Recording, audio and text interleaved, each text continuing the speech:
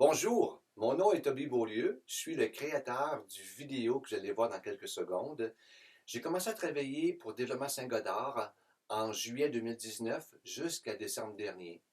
Sur ma route, j'ai rencontré des femmes, j'ai rencontré des hommes, j'ai rencontré des enfants, des gens âgés, et aussi j'ai rencontré du monde qui pense différemment, qui ont des valeurs différentes, des croyances différentes.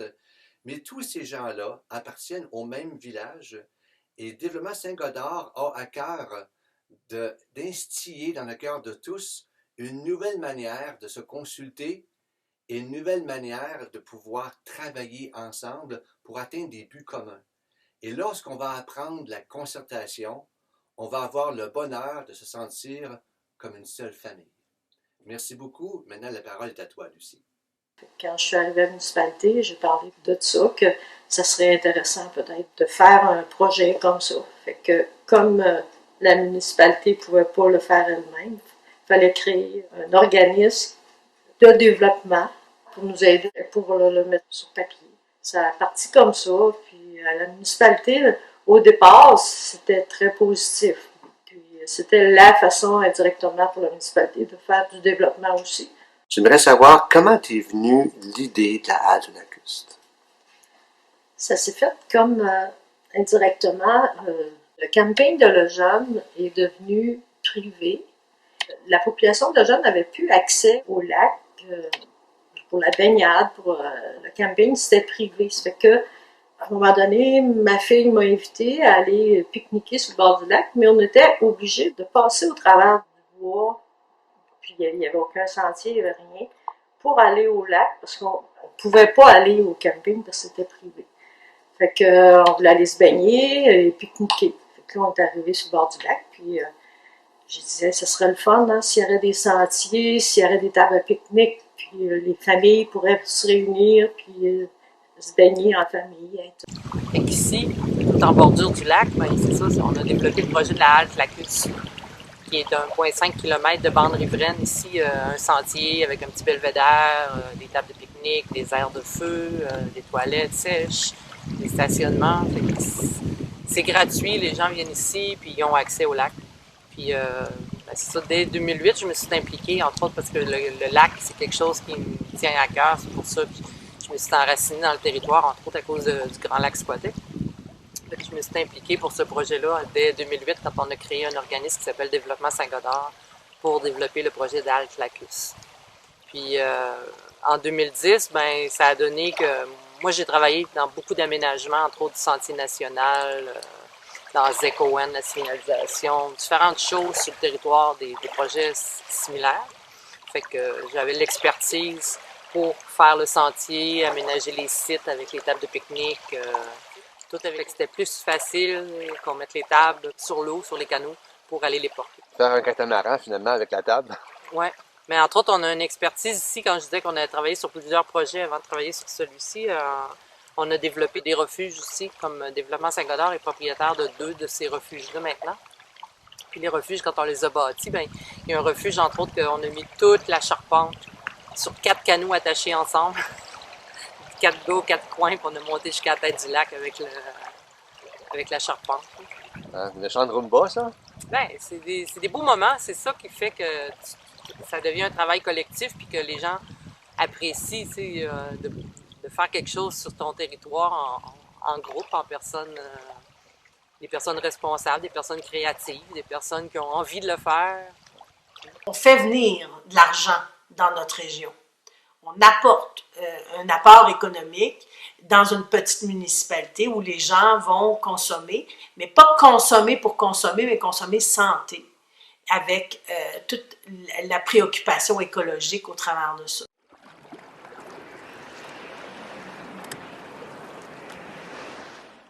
Bien, Développement Saint-Godard, à la base, c'est une corporation de développement économique de la municipalité de Lejeune. C'est large, oui, parce que c'était autant économique au niveau aider des entreprises que faire des choses comme on fait ici sur le bord du lac. Au fil du temps, parce que c'est un conseil d'administration qui gère développement Saint-Godard, le conseil d'administration a pris une tendance plus nature-culture. Bon, c'est un choix qu'ils ont fait. Ça limite peut-être un peu le champ d'action, mais étant donné que les ressources sont limitées, tant en argent qu'en ressources humaines, c'est quand même remarquable de faire ce qu'ils ont fait avec les moyens qu'ils ont. On sait très bien ce qu'ils font. Cependant, on espérait qu'il y ait d'autres choses dans le futur qui se greffent à ça, mais on est quand même content de ce qui se fait jusqu'à maintenant. Ce qu'on recherche beaucoup, c'est vraiment de faire valoir notre attrait. L'attrait, c'est la combinaison entre l'offre culturelle et l'offre plein air. Donc, il y a vraiment une combinaison culture et nature. Alors, les deux combinés ensemble égale la qualité de vie. Exactement. Donc, et ce qu'on recherche au niveau de la qualité de vie, quand les gens arrivent, il y a toutes sortes de visées, mais on a des fins de contemplation, d'observation, d'évasion, d'exploration et surtout de permettre une certaine aventure aux personnes qui arrivent sur le site. Oui, mais d'une place, tu sais, complètement tripante, puis le fun, puis accueillante. C'est vraiment le fun. Moi, je connais pas personne, mais je suis rentrée ici, je fais « Wow! » Puis là, l'environnement, le cercle, on a l'impression d'entrer dans un monde onirique, puis c'est hyper accueillant, c'est hyper chaleureux, puis je trouve que les gens sont vraiment sympathiques. Donc, entre autres, à la Pyrrole, on a une programmation qui est culturelle, qui est diversifiée et souvent alternative. On essaie de présenter autant des artistes locaux que d'ailleurs. Et ce qu'on veut fournir à la population, c'est une expérience. C'est de vivre quelque chose de nouveau. Tu sais, la population est confrontée à une innovation, dans le fond, par rapport à la culture. C'est un élément intéressant et important pour démarquer le jeune des autres municipalités. Il y a très peu d'autres municipalités qui ont un accès gratuit comme ça au lac, qui ont le genre d'activités qui sont offertes ici. Il y en a très peu. Donc, dans ce sens-là, oui, Développement Saint-Godard agit comme un outil attractif, si on veut, pour amener les gens ici. Une relation d'amour. Ça faisait plusieurs années que je cherchais un endroit où est-ce qu'il y avait une communauté qui était vivante. Et puis, j'ai fait plusieurs endroits au Québec par essai, besoin d'aventure, de voir autre chose, de changer d'air. Puis cette partie-là, moi-même, avait besoin d'aller voir d'autres choses, de découvrir le Québec, de découvrir d'autres endroits. Puis en même temps, j'ai toujours eu un besoin de m'enraciner, qui était très, très important pour moi. Puis à mesure que les enfants grandissent aussi, le besoin de m'enraciner, il est là. Et puis, c'est l'endroit que j'ai trouvé dans tous les endroits où j'ai resté au Québec. Je sentais que les racines étaient possibles, que les racines tiraient vers le Jalles et puis que c'était un endroit que je me sentais bien, vraiment à long terme. Puis la communauté, j'ai découvert, dans le fond, en passant par comme Développement Saint-Godard, en passant par 5 saisons, il y a déjà des gens qui sont motivés à montrer c'est quoi le Témiscouata. Ils sont motivés à faire des choses ensemble. Il y a des thématiques qui sont intéressantes sur la nature, des ateliers qui sont faits aussi, que les gens participent. Puis j'ai tellement vu cette communauté-là qui c'était positif, que les gens se tiennent, que ça m'a vraiment donné envie de rester. J'ai senti comme si ma famille était ici, comme si on m'avait adopté. Cependant, il reste encore beaucoup de travail à faire parce que on peut dire qu'on est en compétition avec toutes les autres petites municipalités qui font la même démarche, dans le fond, d'essayer d'attirer des gens. Et donc, c'est de travailler fort et d'être inclusif. La vie, quand même, je te dirais que le pourcentage de gens de la communauté qui sont passés à des activités est quand même assez important. Okay. Ils viennent pas tous dans un même moment, mais dépendamment des activités qu'on présente, ben, tu as des gens qui viennent à différents moments. Dans un sens d'inclusion, est-ce que ça irait au point que des personnes âgées vous demandent s'ils préfèrent une activité pour leur association? Est-ce que c'est ouvert à ça aussi ou pas? Oui, la Pyrrole est ouverte. Encore hier, j'ai reçu un téléphone du Centre des femmes du Témiscouata qui voulait avoir la Pyrrole pour une journée, pour leur groupe. sais, la Pyrrole est ouverte, on fait des annonces régulièrement dans le journal local, Ouais. que les gens sont invités à proposer des activités. La Pyrrole est ouverte. Cercle des fermières, la Féhouse. Le Cercle des fermières, la Féhouse, on a eu des activités que des fermières ont présentées ici déjà. Des rencontres de famille, que les gens voudraient louer la Pyrrole. C'est sûr qu'on fait une programmation, nous autres, fait que les gens, il faut qu'ils s'y prennent un peu d'avance s'ils veulent vraiment une date précise pour pas qu'on ait une programmation déjà d'établie. Mais la Pyrrole, c'est un projet collectif, là. Puis, Donc, le désir d'inclusion est vraiment authentique. oui, il est authentique. Merci beaucoup.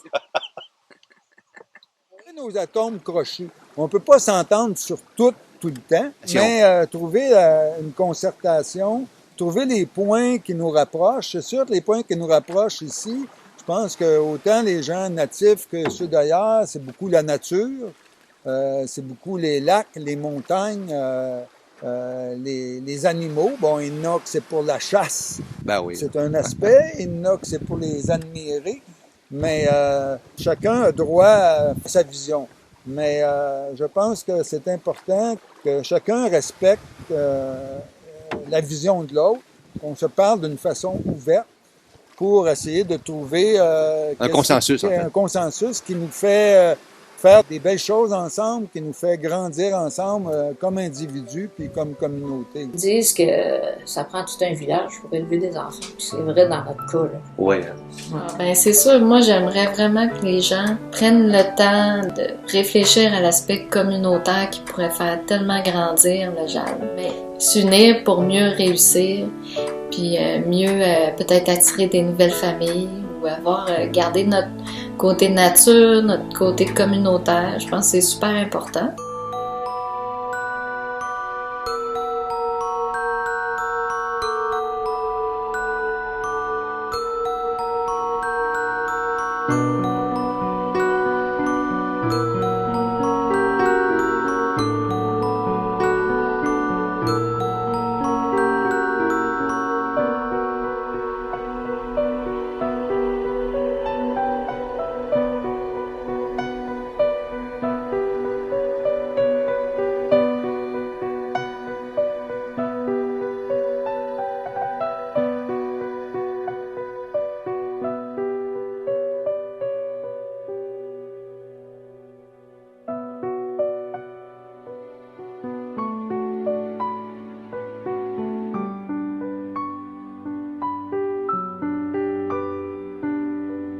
Elle n'a pas lâché le morceau, hein? Non. Pourquoi j'ai pas lâché le morceau? Parce que je voyais quelque chose de beau et de grand dans ce projet-là, puis qui pouvait rassembler la famille, toute la municipalité pouvait travailler ensemble, et je voyais ça faisable.